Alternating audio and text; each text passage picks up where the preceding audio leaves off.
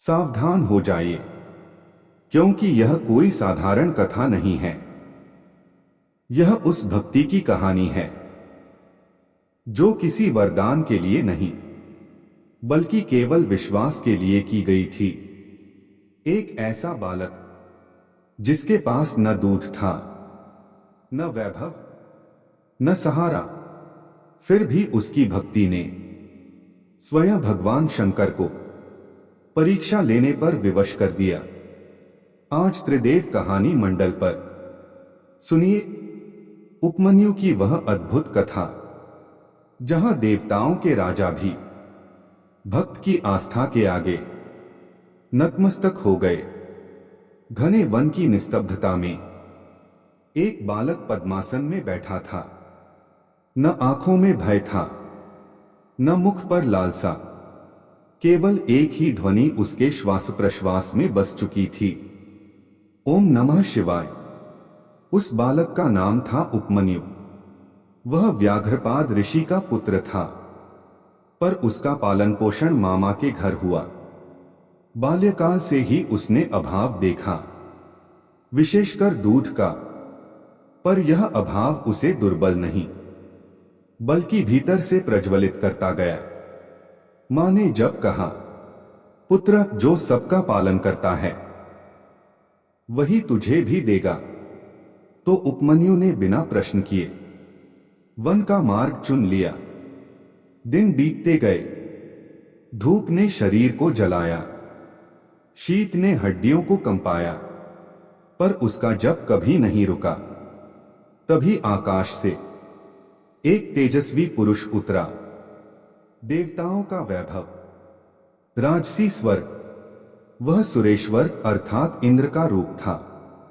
उसने कठोरता से कहा, बालक, तू किस देव की आराधना कर रहा है? जिसे तू पूजता है वह न वैभव देता है, न ऐश्वर्य, वह तो भस्मधारी है, वनवासी है। वन जैसे थम गया। यह परीक्षा थी। उपमन्यु ने आंखें नहीं खोली। उसकी वाणी शांत थी, पर अडिग। यदि मेरे प्रभु भस्म धारण करते हैं तो वही मेरी शोभा है। यदि वे वन में रहते हैं तो वही मेरा राजमहल है। जिसके हृदय में करुणा हो वह निर्धन कैसे हो सकता है? सुरेश्वर चकित रह गया। उसने और तीखे वचन कहे, यदि तेरा शिव ही सर्वशक्तिमान है तो मुझसे वर मांग। मैं तुझे दूध, धन, राज्य सब दे सकता हूं। तब उपमन्यु ने पहली बार आंखें खोली। उसकी दृष्टि में कोई लोभ नहीं था। वह बोला, जिसने मुझे जप दिया मुझे उसी से सब मिलेगा। तुम चाहे इंद्र हो या देव, मैं अपने शिव को नहीं छोड़ सकता। क्षण भर में आकाश फट सा गया। सुरेश्वर का रूप विलीन हुआ और वहां प्रकट हुए साक्षात महादेव। जटाओं से गंगा, मस्तक पर चंद्र, त्रिनेत्र से करुणा।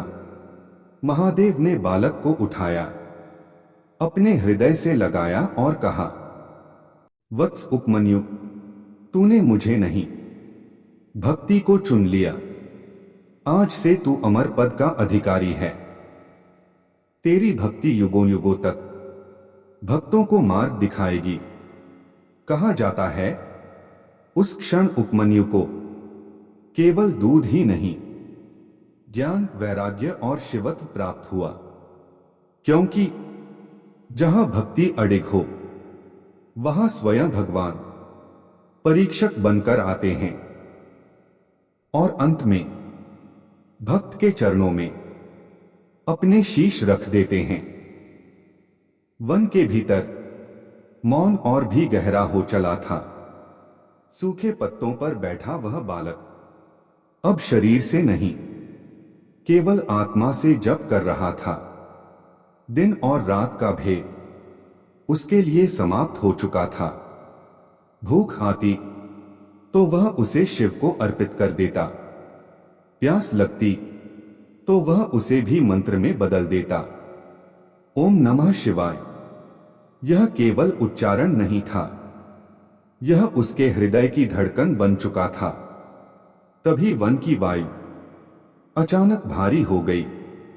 आकाश में बादल नहीं थे, फिर भी गड़गड़ाहट सुनाई दी। देवताओं का राजा अपने सिंहासन से उठा। इंद्र के मन में विचार आया, इतनी छोटी आयु में इतनी कठोर तपस्या, यह साधारण बालक नहीं हो सकता। महादेव की लीला समझकर इंद्र ने स्वयं परीक्षा लेने का निश्चय किया। एक क्षण में वन के बीच एक तेजस्वी पुरुष प्रकट हुआ। देवताओं जैसी काया, पर वाणी में अहंकार। उसने ऊंचे स्वर में कहा, हे बालक, तू किसके नाम का जप कर रहा है? उपमन्यु ने नेत्र नहीं खोले, शांत स्वर में उत्तर दिया, मैं उस प्रभु का स्मरण कर रहा हूं जो सबका स्वामी है। महादेव तेजस्वी पुरुष के होठों पर एक हल्की मुस्कान आई। वह मुस्कान अब परीक्षा की शुरुआत थी। तेजस्वी पुरुष ने उपमन्यु की ओर एक कदम बढ़ाया। उसके स्वर में अब करुणा नहीं, चुनौती थी। वह बोला, जिसे तू महादेव कह रहा है, वह स्वयं वन में भटकता है। न उसके पास ऐश्वर्य है, न दरबार, न राज्य। वह भस्म लपेटे रहता है, सर्पों को धारण करता है। ऐसे देव की उपासना कर, तू क्या पाएगा बालक? वन में पक्षियों की आवाज अचानक रुक गई, मानो प्रकृति भी उत्तर सुनना चाहती हो। उपमन्यु ने गहरी श्वास ली। उसके मुख पर कोई क्रोध नहीं था, केवल अटूट श्रद्धा। वह बोला, यदि मेरे प्रभु भस्म धारण करते हैं तो वही भस्म मेरा श्रृंगार है। यदि वे सर्पों को धारण करते हैं तो वे सर्प मेरे रक्षक हैं। जिसे आप निर्धन कहते हैं वही त्रिलोक का स्वामी है। जिसे आप वनवासी कहते हैं वही मेरे हृदय में वास करता है। तेजस्वी पुरुष के नेत्र क्षण भर के लिए झुक गए, पर परीक्षा अभी समाप्त नहीं हुई थी। उसने कठोर स्वर में कहा, यदि तेरा शिव इतना ही महान है तो इस तपस्या का फल मुझसे ले ले। मैं तुझे दूध, धन, वैभव सब दे सकता हूं। उपमन्यु शांत रहा। उसके होठों पर मंत्र फिर गूंज उठा, ओम नमः शिवाय। और उसी क्षण आकाश में एक दिव्य स्पंदन उत्पन्न हुआ। मंत्र की ध्वनि अब केवल वन में नहीं, आकाश में भी गूंजने लगी। ओम नमः शिवाय। उपमन्यु के मुख से निकला हर शब्द मानो देवताओं के हृदय को स्पर्श कर रहा था। तेजस्वी पुरुष ने अंतिम बार कहा, बालक आंखें खोल, मैं स्वयं तुझे वर देने आया हूं। जिसे तू ढूंढ रहा है वह दूर नहीं, मैं तेरे सामने हूं। तभी उपमन्यु ने नेत्र खोले, पर उसकी दृष्टि सामने खड़े पुरुष पर नहीं, अंतर में बसे शिव पर थी। वह बोला, जिसे मैं खोज रहा हूं वह वर नहीं देता, वह स्वयं को देता है। यदि मेरे प्रभु की इच्छा होगी तो वही आएंगे। क्षण भर में वन का आकाश प्रकाश से भर गया। तेजस्वी पुरुष का रूप डगमगाने लगा और अगले ही पल वह सुरेश्वर रूप विलीन हो गया। उसके स्थान पर प्रकट हुए जटाधारी, चंद्रधारी, त्रिनेत्रधारी, साक्षात महादेव। महादेव ने उपमन्यु को समीप बुलाया, अपने करकमलों से उसके मस्तक पर हाथ रखा, करुण स्वर में बोले, वत्स, तूने मुझे शब्दों से नहीं भक्ति से पहचान लिया। तू परीक्षा में खरा उतरा है। उसी क्षण उपमन्यु के नेत्रों से अश्रु बह निकले। यह पीड़ा के नहीं, परमानंद के थे। महादेव का कर उपमन्यु के मस्तक पर था और उसी स्पर्श से उस बालक का सारा कष्ट क्षण भर में विलीन हो गया। शिव ने धीमे स्वर में कहा, वत्स, तूने भूख में भी मुझे नहीं छोड़ा, प्यास में भी मेरा नाम नहीं त्यागा। ऐसी भक्ति दुर्लभ है। उपमन्यु ने कांपते स्वर में कहा, प्रभु, मैंने आपसे कभी कुछ मांगा नहीं। यदि भूल से कोई इच्छा मेरे भीतर रही हो तो उसे भी आप अपने चरणों में ले लीजिए। महादेव मुस्कुराए। वह मुस्कान संपूर्ण सृष्टि को शांत करने वाली थी। उन्होंने कहा, वत्स, भक्त जो नहीं मांगता उसे मैं सब देता हूं। आज से तेरे लिए यह वन भी कैलाश है। तभी महादेव ने अपने त्रिशूल की नोक से धरती को स्पर्श किया।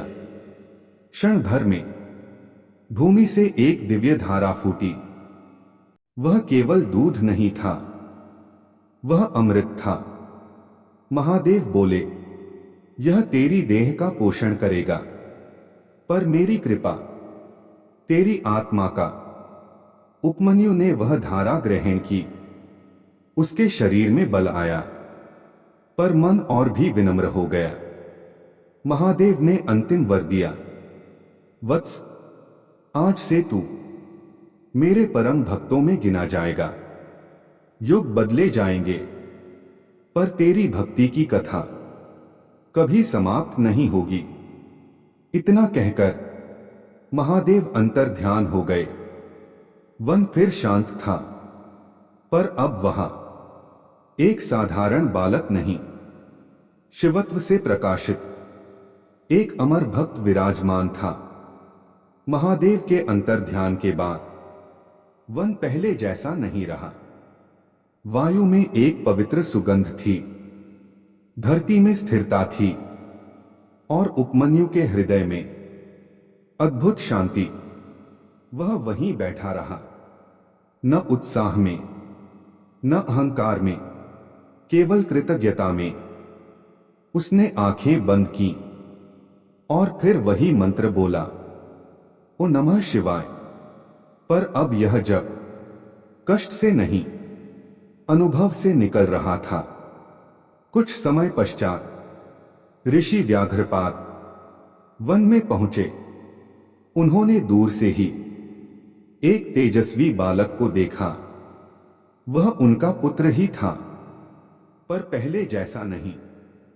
व्याघ्रपाद ने समीप आकर पूछा, वत्स, तूने यहां क्या पाया? उपमन्यु ने विनम्रता से उत्तर दिया, पिताश्री, मैंने कुछ पाया नहीं, मैंने स्वयं को खो दिया है। शिव के चरणों में ऋषि की आंखों से आंसू बह निकले। वह समझ गए, उनके पुत्र ने साधना नहीं, साक्षात्कार किया है। तभी आकाशवाणी हुई, हे ऋषि, यह बालक अब साधारण नहीं रहा। जिसने भक्ति को चुना उसे अमर पद प्राप्त हुआ। कहा जाता है, उस दिन के बाद उपमन्यु जहां भी गया वहां शिवस्मरण जाग उठा। और आज भी जब कोई भक्त निस्वार्थ भाव से महादेव का नाम लेता है तो उपमन्यु की भक्ति उसके पथ को प्रकाशित कर देती है। समय आगे बढ़ा, पर उपमन्यु के लिए समय का अर्थ ही बदल चुका था। अब वह वन में भटकने वाला कोई साधारण बालक नहीं था। वह जहां बैठता वहां तप का केंद्र बन जाता। ऋषि मुनि, यहां तक कि देवता भी उस बालक को देखने आते जो बिना शास्त्र पढ़े शिव को जी चुका था। उपमन्यु उनसे एक ही बात कहता, मैंने कुछ नहीं किया, मैंने बस अपने प्रभु पर पूरा भरोसा किया। कहा जाता है, एक दिन देवताओं ने महादेव से पूछा, प्रभु, इतनी छोटी आयु में उपमन्यु को इतना ऊंचा पद क्यों? महादेव ने उत्तर दिया, क्योंकि इस बालक ने मुझे नहीं, भक्ति को पकड़ा। जहां कोई शर्त नहीं थी वहां मैं स्वयं उपस्थित हो गया। तभी से उपमन्यु की कथा हर उस भक्त को सुनाई जाती है जो दुख में भी ईश्वर को नहीं छोड़ता। आज भी यदि कोई अभाव में शिव को याद करे तो महादेव सुरेश्वर नहीं, स्वयं शंकर बनकर उसके सामने खड़े हो जाते हैं।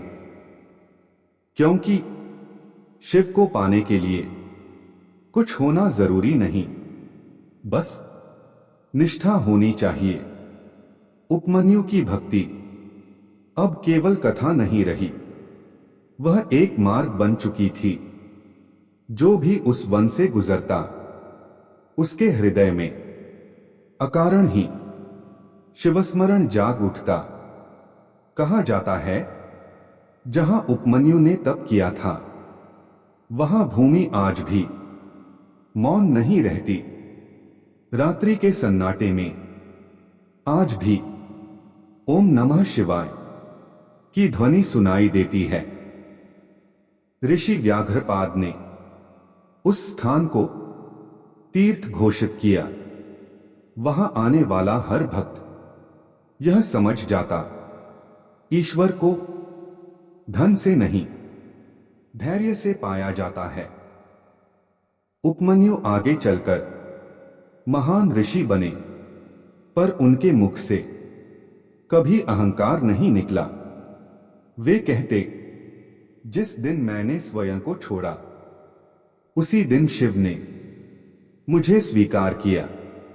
और यही कारण है, आज भी जब कोई भक्त अभाव, तिरस्कार या परीक्षा से गुजरता है तो उपमन्यु की कथा उसे यह याद दिलाती है, भगवान हमारी सामर्थ्य नहीं देखते, वे हमारी निष्ठा देखते हैं।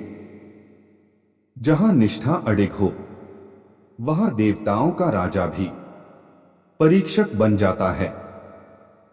और अंत में स्वयं महादेव भक्त के चरणों में करुणा बरसा देते हैं। कथा यहीं समाप्त नहीं होती, क्योंकि सच्ची भक्ति कभी समाप्त नहीं होती। उपमन्यु की साधना ने यह सिद्ध कर दिया कि ईश्वर तक पहुंचने का मार्ग आयु, ज्ञान या सामर्थ्य से नहीं, समर्पण से बनता है। कहा जाता है, जो बालक कभी दूध के अभाव में रोता था वही आगे चलकर असंख्य शिष्यों को आत्मिक पोषण देने लगा। उपमन्यु ने उन्हें कठिन व्रत नहीं सिखाए, न ही जटिल शास्त्र। उन्होंने बस इतना कहा, जब कुछ भी न बचे तब शिव का नाम बचा रहना चाहिए। युग बदले, कालचक्र घूमता रहा, पर यह कथा हर शिव भक्त के हृदय में जागती रही।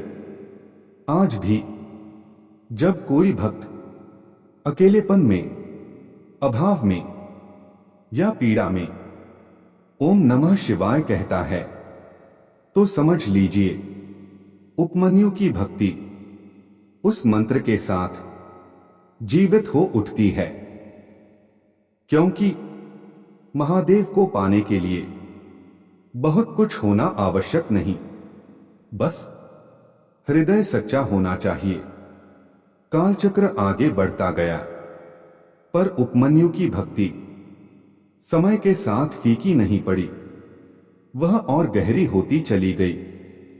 अब वह केवल एक तपस्वी नहीं था, वह चलता फिरता उपदेश बन चुका था। जहां भी वह रुकता, वहां लोगों के हृदय में एक ही प्रश्न उठता, इतनी शांति कैसे? उपमन्यु मुस्कुराकर कहता, क्योंकि मैंने अपेक्षा छोड़ दी है। उसने शिष्यों को सिखाया, भक्ति का अर्थ मांगना नहीं होता, भक्ति का अर्थ स्वीकार करना होता है।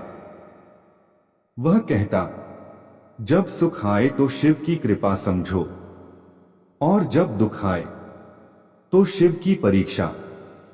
कई बार लोग पूछते, क्या भगवान सच में भक्त की परीक्षा लेते हैं? उपमन्यु तब वन की ओर देखकर कहता, यदि परीक्षा न हो तो विश्वास कैसे परखा जाएगा? कहा जाता है, एक बार भयंकर अकाल पड़ा, लोग भोजन के लिए तरस गए। तभी उपमन्यु ने सबको एकत्र कर कहा, जिसे भरोसा हो वह मेरे साथ जप करे। सैकड़ों कंठों से एक साथ गूंज उठा, ओम नमः शिवाय। और उसी रात मेघ उमड़ पड़े, धरती तृप्त हुई। पर उपमन्यु नहीं बदला। वह बोला, मत सोचो कि जब से वर्षा हुई, सोचो यह कि विश्वास अब भी जीवित है। अपने अंतिम समय में उपमन्यु ने शिष्यों से कहा, मैं जा रहा हूं, पर कथा यहीं रहेगी। जब भी कोई बालक निस्वार्थ भाव से शिव को पुकारेगा, मैं वहां रहूंगा। कहा जाता है, उस क्षण आकाश में एक मंद प्रकाश फैला और उपमन्यु शरीर से नहीं शिवत्व में विलीन हो गया। और तभी से यह कथा हर उस हृदय में बस गई जो अभाव में भी महादेव का नाम छोड़ता नहीं। उपमन्यु के शिवत्व में लीन होने के बाद ऋषियों ने कहा, यह देह का अंत नहीं, यह भक्ति का विस्तार है। जहां उपमन्यु ने अंतिम श्वास ली, वहां एक दिव्य शांति उतर आई। पक्षी न डरे, पशु न भागे, मानो सभी समझ गए हों कि वहां कोई साधारण आत्मा नहीं गई। कुछ समय बाद देवताओं की सभा में इंद्र ने सिर झुकाकर कहा, मैंने उस बालक को परखा, पर वास्तव में वह मेरी परीक्षा थी। महादेव मंद मुस्कान के साथ बोले, जो भक्त को छोटा समझे वह भक्ति को नहीं जानता। इसी कारण उपमन्यु की कथा देवस भाव में भी स्मरण की जाने लगी। ऋषियों ने शास्त्रों में लिखा, जो बालक कभी दूध के लिए रोता था, वही भक्ति के दूध से त्रिलोक को तृप्त कर गया। आज भी जब कोई माता अपने बच्चे को शिव का नाम सिखाती है, तो अनजाने में उपमन्यु की परंपरा आगे बढ़ जाती है। क्योंकि सच्ची भक्ति विरासत में नहीं मिलती, वह विश्वास से जन्म लेती है। उपमन्यु की परंपरा अब एक व्यक्ति तक सीमित नहीं रही, वह एक मौन धारा बन गई, जो युगों तक भक्तों के हृदय से बहती रही। समय बदला, राजा आए, राज्य मिटे, पर जिन वनों में उपमन्यु ने जप किया था, वहां आज भी एक अदृश्य स्पंदन है। कहा जाता है, जो साधक सच्चे भाव से उस स्थान पर बैठता है, उसके भीतर अकारण ही आंसू बहने लगते हैं। ऋषियों ने कहा, यह आंसू दुख के नहीं, स्मरण के होते हैं। आत्मा पहचान लेती है कि वह पहले भी यहां आई थी। उपमन्यु के शिष्यों ने उस शिक्षा को आगे बढ़ाया कि भक्ति का मार्ग कठोर नहीं, सरल है। वे कहते, यदि मंत्र लंबा न हो पाए तो एक श्वास काफी है। यदि व्रत कठिन लगे तो एक विश्वास पर्याप्त है। एक बार किसी ने पूछा, क्या हर भक्त को भगवान दिखाई देते हैं? उत्तर मिला, नहीं, पर हर भक्त भगवान में दिखाई देने लगता है। आज के युग में भी जब कोई व्यक्ति सब कुछ खोकर महादेव को पुकारता है तो उपमन्यु की कथा उसके कानों तक नहीं, उसके हृदय तक पहुंचती है। क्योंकि यह कथा देवताओं की नहीं, एक बालक की है।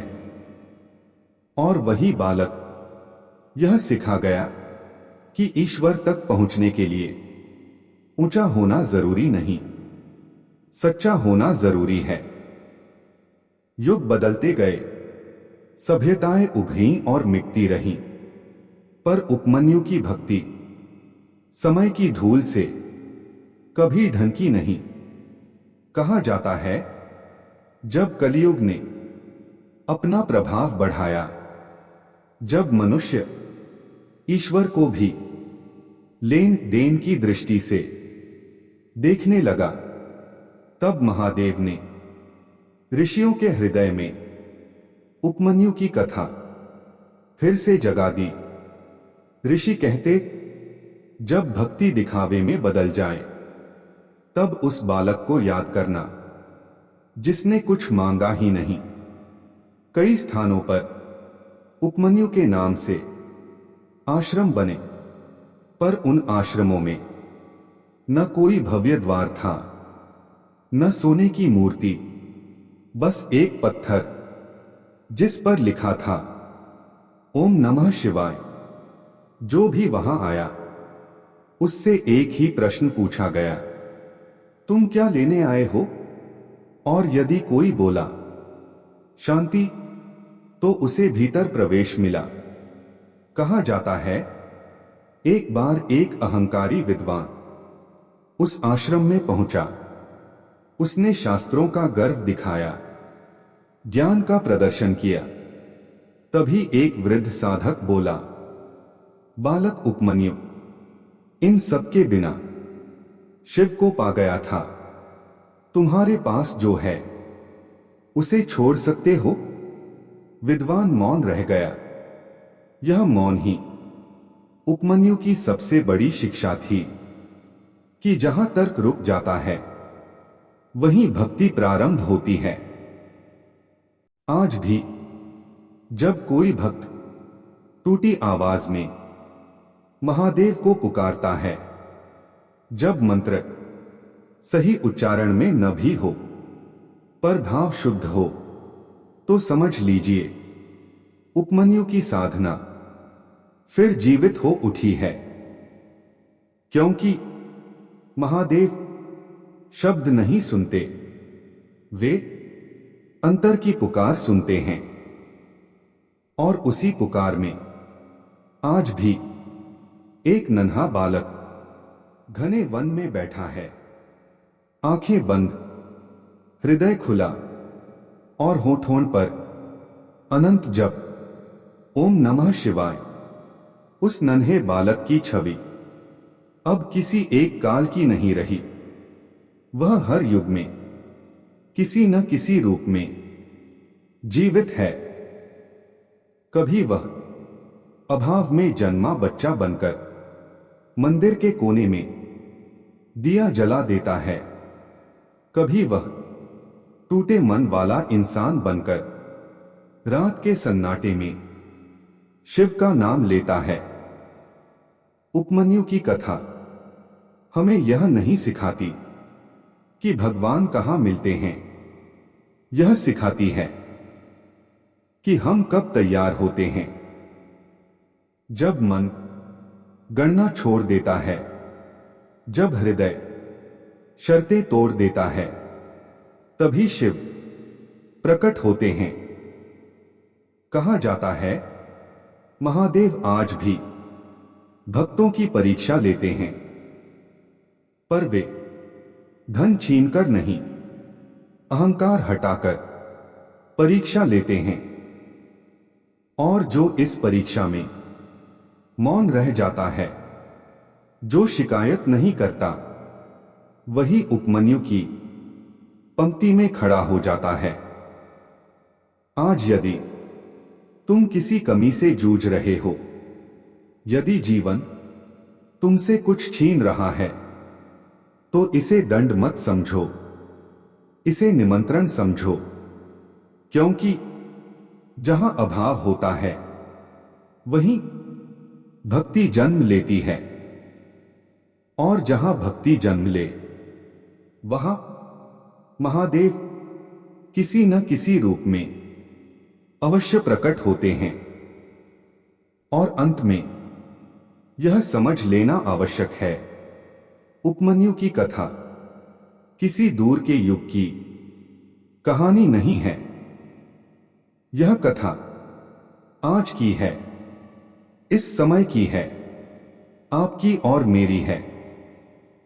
जब हम कहते हैं मेरे पास यह नहीं है, मेरे पास वह नहीं है, उसी क्षण उपमन्यु हमें याद दिलाता है मेरे पास भी कुछ नहीं था, फिर भी उसने शिव को छोड़ा नहीं। महादेव ने उसे इसलिए नहीं अपनाया कि वह बालक था, बल्कि इसलिए कि वह सच्चा था। आज यदि आपका जप टूट रहा है, ध्यान भटक रहा है, विश्वास डगमगा रहा है, तो स्वयं को दोष मत दीजिए।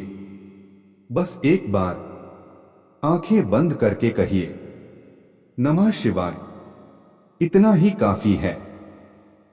क्योंकि शिव को पाने के लिए पूरी दुनिया छोड़नी नहीं पड़ती, बस अपने भीतर का शोर शांत करना पड़ता है। और जब वह शोर शांत होगा, तो आपको भी कहीं पास से एक शांत स्वर सुनाई देगा, वत्स, मैं यही था। अब कथा अपने पूर्ण मौन में प्रवेश करती है, जहां शब्द समाप्त होते हैं और अनुभव आरंभ होता है। उपमन्यु की कहानी यहां रुकती नहीं, यह यहीं से श्रोता के भीतर चलने लगती है।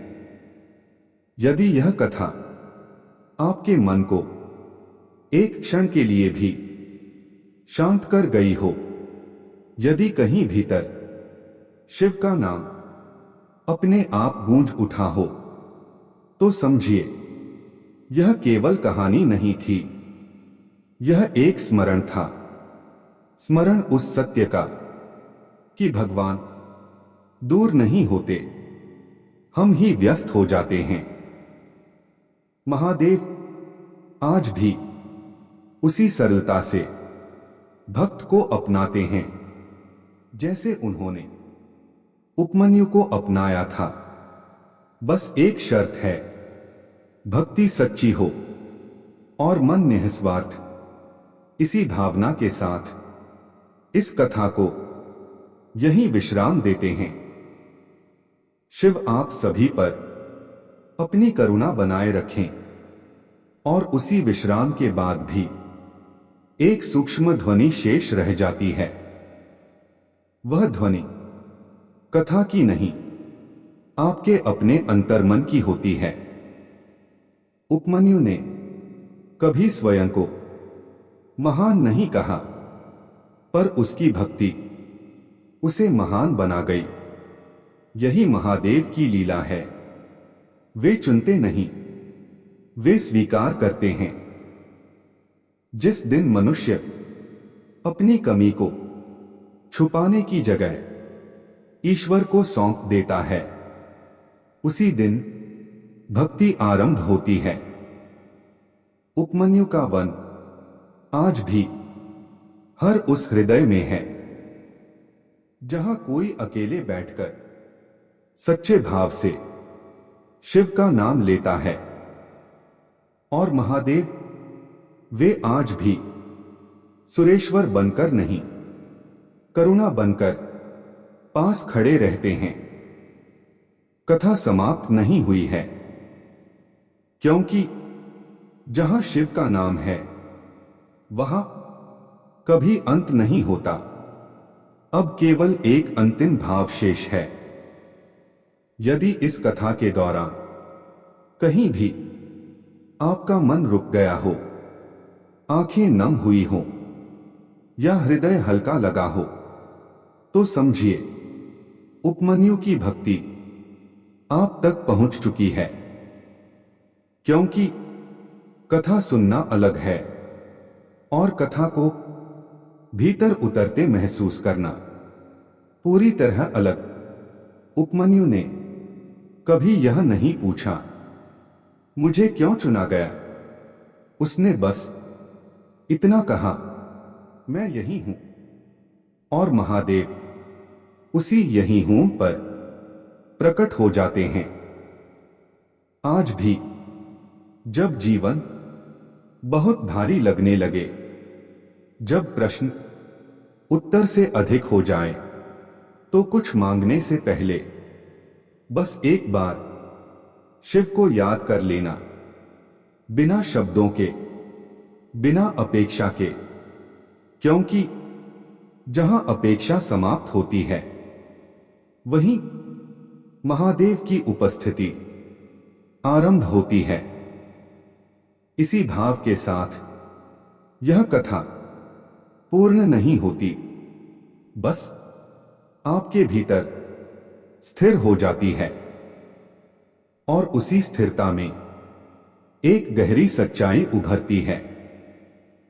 उपमन्यु की भक्ति हमें यह नहीं सिखाती कि भगवान को कैसे पाया जाए, यह सिखाती है कि स्वयं को कैसे खोया जाए। जिस दिन मनुष्य अपने दुख को पहचान बना लेता है, वह थक जाता है। और जिस दिन उसे अर्पण कर देता है, वह मुक्त हो जाता है। उपमन्यु मुक्त था क्योंकि उसने अपने अभाव को अपना सत्य नहीं बनाया, उसे शिव को सौंप दिया। आज भी महादेव भक्त से यह नहीं पूछते, तुमने क्या किया। वे पूछते हैं, क्या तुमने भरोसा किया।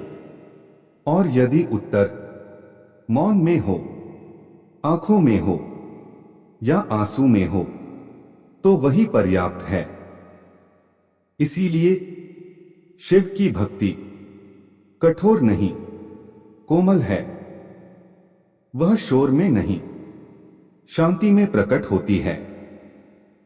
और जब वह शांति आए, तो समझ लेना कहीं पास ही महादेव मुस्कुरा रहे हैं। और उस मुस्कान के साथ एक मौन वचन भी आता है, भक्त, मैं तेरे पास तभी नहीं आता जब तू पुकारता है, मैं तब भी होता हूं जब तू थककर चुप हो जाता है। उपमन्यु की भक्ति यही मौन सिखाती है। शब्दों से आगे की भक्ति, अनुष्ठानों से आगे का विश्वास। उस बालक ने कभी अपने दुख को सबके सामने नहीं रखा, उसने उसे सीधे शिव के चरणों में रख दिया। और यही कारण है महादेव हमारी आवाज से नहीं, हमारी निष्ठा की गहराई से उत्तर देते हैं। आज यदि आपके जीवन में कोई ऐसा क्षण है जहां कोई रास्ता दिखाई नहीं देता, तो उसे अंत मत समझिए। वह वही क्षण होता है जहां शिव सबसे पास होते हैं, क्योंकि जब सहारा छूटता है तभी श्रद्धा जन्म लेती है, और जहां श्रद्धा जन्म ले वहां उपमन्यु की तरह एक साधारण हृदय असाधारण हो जाता है, और उसी असाधारणता में एक अंतिम दीप प्रज्वलित होता है। वह दीप किसी मंदिर का नहीं, किसी विधि का नहीं, वह दीप आपके भीतर का है। उपमन्यु ने कभी यह नहीं सोचा कि उसकी कथा युगों तक कही जाएगी। उसने बस हर श्वास में शिव को जिया, और यही कारण है आज भी जब कोई व्यक्ति टूटे हुए मन से कुछ कहे बिना आकाश की ओर देखता है, तो महादेव उसे अनसुना नहीं करते। वे जानते हैं कुछ पुकारें शब्दों में नहीं होती। यदि इस क्षण आपके भीतर कुछ हल्का हो गया हो, तो समझिए यह कथा अपना कार्य कर चुकी है। अब कुछ जोड़ने को नहीं, कुछ मांगने को नहीं, बस इस शांति को थामे रखना है, क्योंकि शांति ही शिव का सबसे सच्चा स्वरूप है। और जहां शांति है वहां उपमन्यु की भक्ति आज भी जीवित है। अब केवल एक श्वास शेष है, वह श्वास जो कथा के साथ नहीं, आपके साथ आगे जाएगी। उपमन्यु की भक्ति किसी ग्रंथ में बंद नहीं है, वह हर उस क्षण में है जब मनुष्य अपने अहंकार से थोड़ा खाली हो जाता है। महादेव हमसे चमत्कार नहीं चाहते, वे सत्य चाहते हैं, और सत्य अक्सर बहुत शांत होता है। यदि इस कथा के बाद आप कुछ देर बिना बोले बैठे रह सकें, तो समझिए आपने कहानी नहीं सुनी, आपने उसे अनुभव किया है। यहीं पर शब्दों को विराम देते हैं, कथा को नहीं, क्योंकि जहां शिव का नाम हृदय में बस जाए वहां कहानियां नहीं, जीवन बदलते हैं। और उसी परिवर्तन के साथ एक नया आरंभ होता है। अब उपमन्यु कथा का पात्र नहीं, एक प्रेरणा बन चुका है। जब भी कोई व्यक्ति अपने भीतर टूटे विश्वास को फिर से उठाने का साहस करता है, तो समझ लीजिए वहां उपमन्यु की भक्ति सांस ले रही है। महादेव दूर बैठकर न्याय नहीं करते, वे पास बैठकर मन को समझते हैं। इसीलिए वे मंदिर से पहले हृदय में उतरते हैं।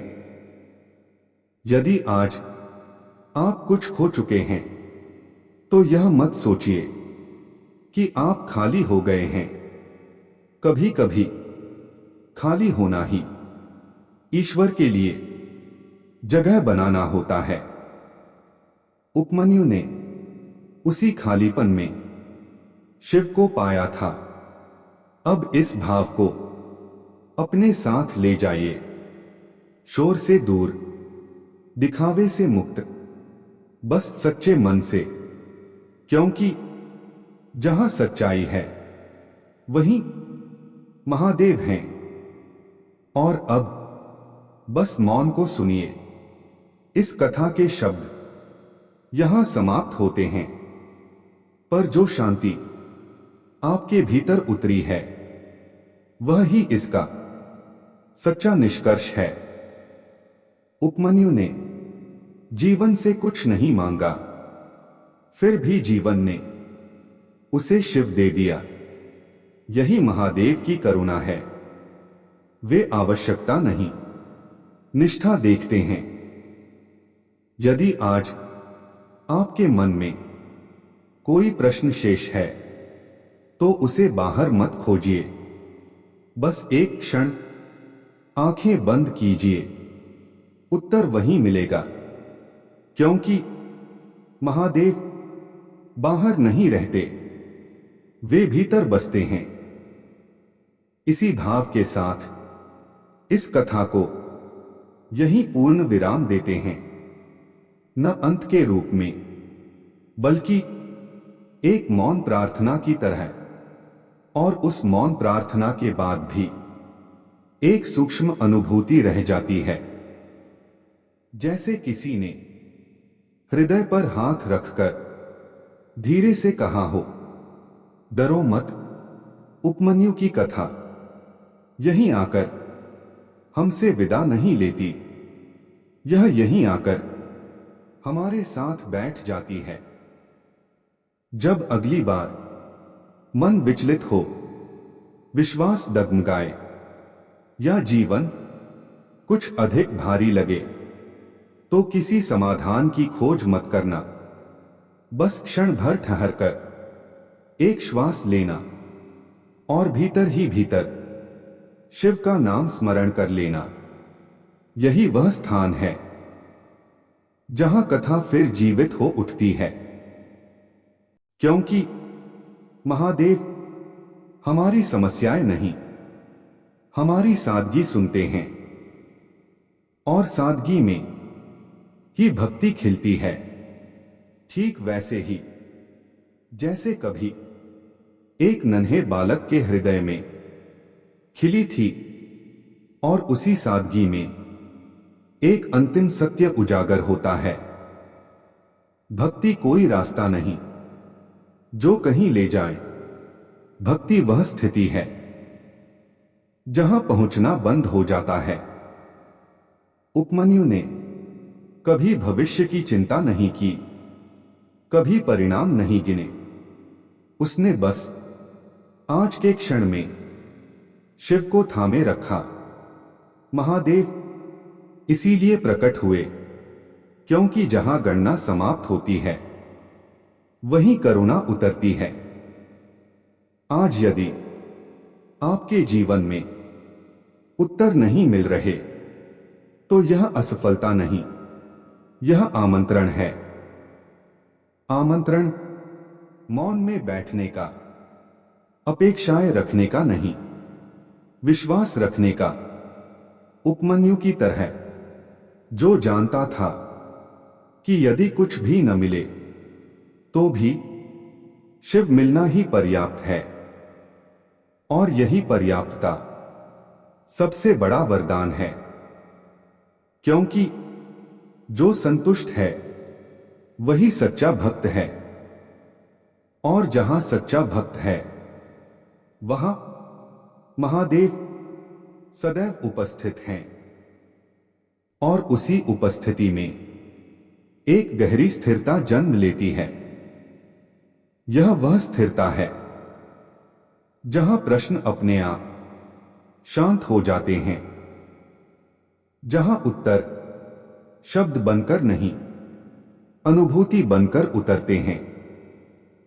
उपमन्यु की भक्ति हमें यह याद दिलाती है कि ईश्वर से मिलने के लिए खुद को बदलना नहीं पड़ता, सिर्फ सच्चा होना पड़ता है।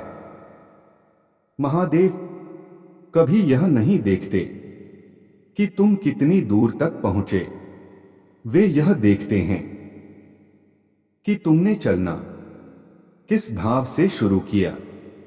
जिस दिन मनुष्य यह समझ लेता है कि ईश्वर कोई लक्ष्य नहीं बल्कि सहयात्री है, उसी दिन डर पीछे छूट जाता है। उपमन्यु के साथ भी यही हुआ था। वह अकेला नहीं था, बस उसे पता नहीं था कि महादेव हर श्वास में उसके साथ चल रहे हैं।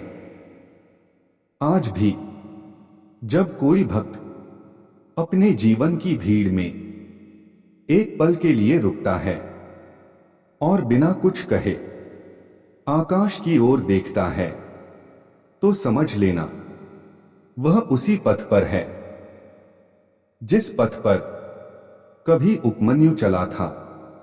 क्योंकि भक्ति का मार्ग शोर से नहीं, ठहराव से खुलता है, और उस ठहराव में महादेव स्वयं प्रकट हो जाते हैं।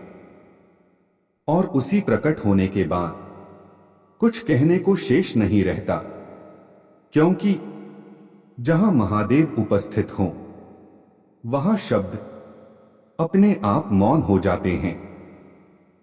उपमन्यु की भक्ति यही सिखाती है कि ईश्वर को सिद्ध करने की आवश्यकता नहीं होती, उन्हें स्वीकार करने से ही सब सिद्ध हो जाता है। महादेव हमसे परिपूर्णता नहीं चाहते, वे हमारी अधूरी सच्चाई चाहते हैं। वही सच्चाई जो थककर भी झूठ नहीं बोलती। यदि आज आपके भीतर कुछ टूटकर भी अब तक जुड़ा हुआ है, तो समझिए वह शिव की कृपा है। उपमन्यु ने कभी शक्ति नहीं मांगी, फिर भी शक्ति उसके पीछे चली आई, क्योंकि जहां समर्पण होता है वहां सामर्थ्य स्वतः प्रकट होता है। अब इस कथा को अपने जीवन में कोई नाम मत दीजिए, बस इसे महसूस कीजिए, क्योंकि महादेव को कहानियों में नहीं, अनुभव में पाया जाता है। और जिस दिन यह अनुभव आपके भीतर स्थिर हो जाए, समझ लीजिए उपमन्यु की भक्ति आपकी अपनी बन चुकी है। और जब वह भक्ति आपकी अपनी बन जाती है, तब जीवन की गति बदलती नहीं, पर दृष्टि बदल जाती है। वही दुख जो पहले बोझ लगता था, अब साधना बन जाता है।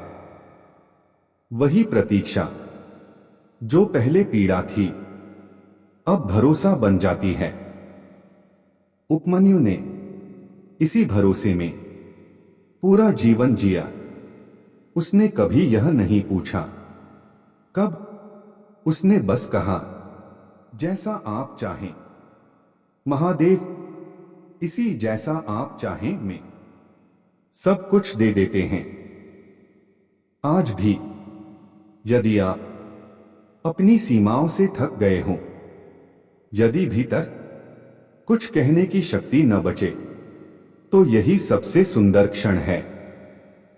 क्योंकि जब शब्द थकते हैं, तभी श्रद्धा बोलती है, और श्रद्धा की भाषा महादेव कभी नहीं चूकते।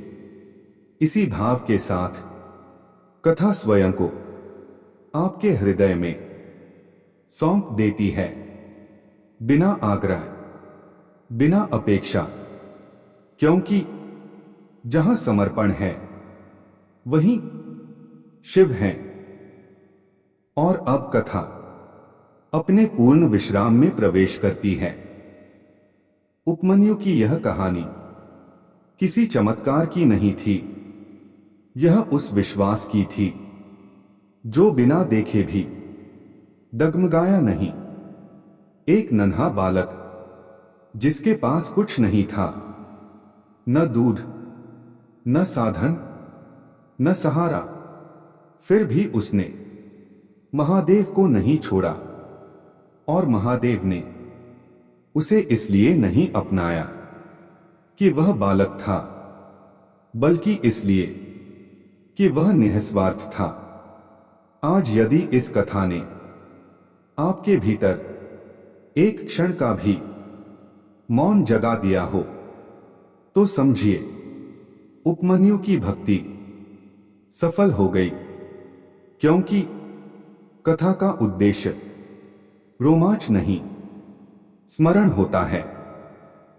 स्मरण इस सत्य का कि भगवान हमसे दूर नहीं, हम ही उनसे दूर चले जाते हैं। इसी भाव के साथ इस कथा को यहीं विराम देते हैं। यदि आपको उपमन्यु की यह भक्ति कथा हृदय को छू गई हो, तो इस वीडियो को लाइक अवश्य करें। ऐसी ही शुद्ध, मौलिक और आध्यात्मिक कथाओं के लिए त्रिदेव कहानी मंडल को सब्सक्राइब करना न भूलें, क्योंकि यहां कहानियां सिर्फ सुनाई नहीं जाती, अनुभव कराई जाती हैं। जय महादेव।